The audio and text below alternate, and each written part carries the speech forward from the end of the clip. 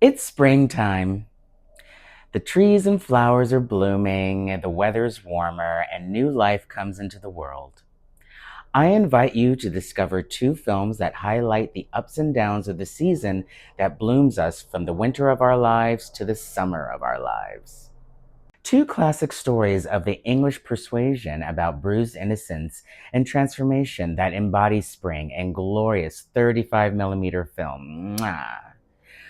Released in the early 90s by Warner Brothers as a push into family entertainment, they are acclaimed atmospheric adaptations of literary classics, featuring themes of nature, healing, and emotional journeys.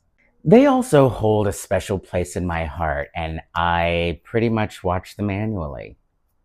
So, let's hop into a double feature about what happens to softness against the system, themed Tenderness Blooming in an Unkind World. You're going to want a cozy setup for this one.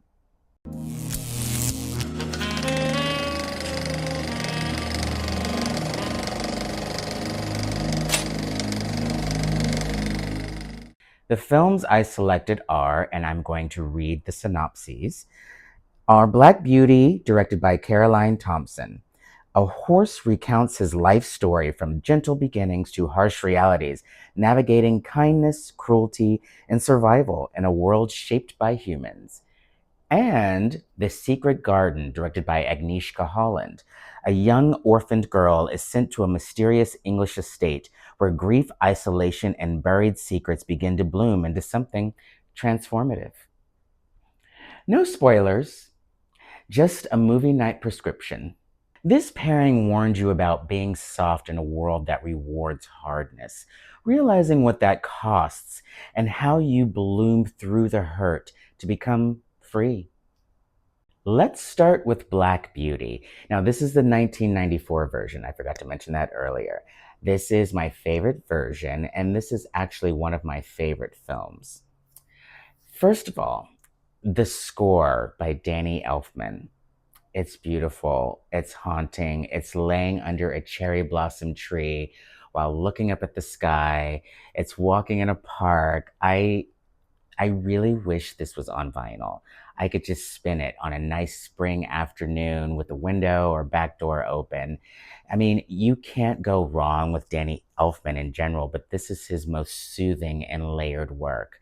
The main theme is the central heartbeat of the score, and it carries the film through every trial and tribulation, signifying the endurance of the horse. And then there's Alan Cumming as Black Beauty. That voice performance is so grounded, so human that you stop seeing a horse and start recognizing a life, a perspective, a vulnerability. Mm. And also, I didn't realize the actor Andrew Knott is in both of these films, so I guess it's an unofficial Andrew Knott double feature. This film also hit personally in ways I didn't expect, and probably explains my attraction to it. Because there's something very real about being valued for what you can give instead of who you are. Being passed around, being useful, being appreciated situationally. And watching that play out, I saw parallels in that. Because as a Black queer man, that dynamic isn't abstract. And I would imagine for those who are considered minorities would find some familiarity here. And there's even a layer here, if you really sit with it, about being rented out. Your body, your labor, your presence, all tied to someone else's benefit. And the film doesn't just scream it, it just lets you feel it through a horse. Visually, the cinematographer Alex Thompson makes everything tactile. You feel the air, the stillness, and the exhaustion of every frame. And underneath all of this is the construct of class, how people treat what they believe is beneath them, and how pain trickles down. People who feel trapped find something with less power and pass it on.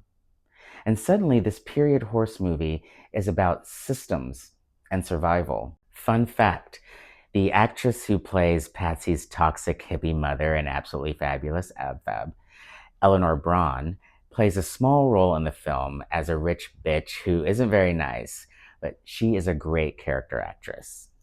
The film showcases how good treatment creates something beautiful and bad treatment reshapes you. Not just horses, people.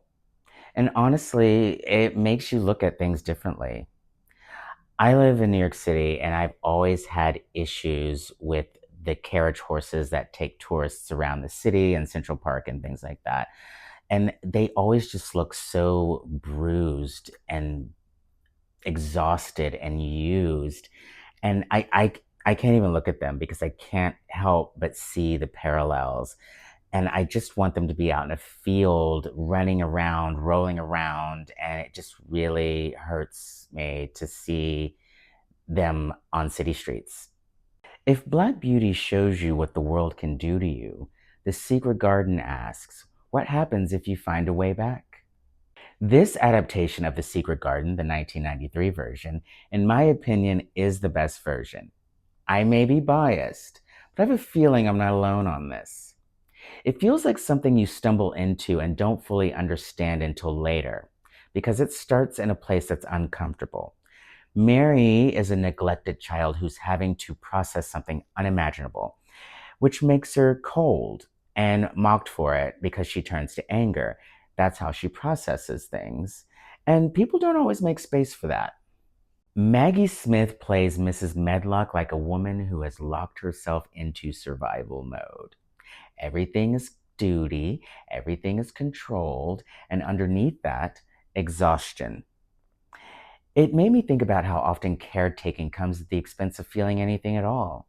How women, in particular, are often put in the position to put everyone else's needs before their own. Visually, the cinematographer Roger Deakins is doing something unreal here. Every frame looks like a painting. Still, intentional, quietly devastating. There's almost an English Gothic vibe to it. And the score by Zbigniew Preisner, it's not telling you what to feel. It's opening something in you, something that transforms from winter to spring in melodic bliss. Another one that deserves a vinyl release. Fun fact number 2.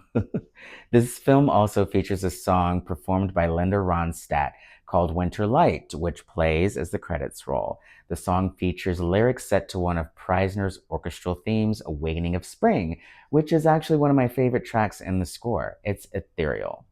There's something about the texture of the film, too, that 35 millimeter film grain, the imperfections.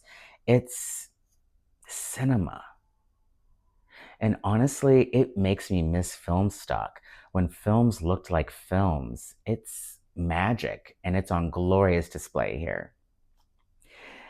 This is a perfect, I need to reset my life a little bit kind of watch. What connects these films is care, or the lack of it. What happens when you grow in the wrong environment? And what becomes possible when you finally find the right one? Because there are versions of you that were shaped by survival, and some versions of you are still waiting on the right conditions to bloom. So, let's set the mood for your movie night in. I've included signature cocktail recipes and food bites in the description below. Light a candle, grab a blanket, put your phone down. I know with our attention spans these days that's hard to do, but go off the grid for 3 hours. Let the films meet you halfway. Absorb the cinema. I promise it's worth it. Spring clean your mind away from all the noise on your algorithms. So, if you choose to take on this double feature, let's discuss in the comments. Tell me where you saw yourself, or just your thoughts on the pairing. Were you surviving, or were you finally starting to bloom?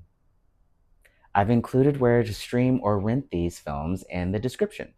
And if you made it this far, please like and subscribe. I've got more of these curated prescriptions coming to you.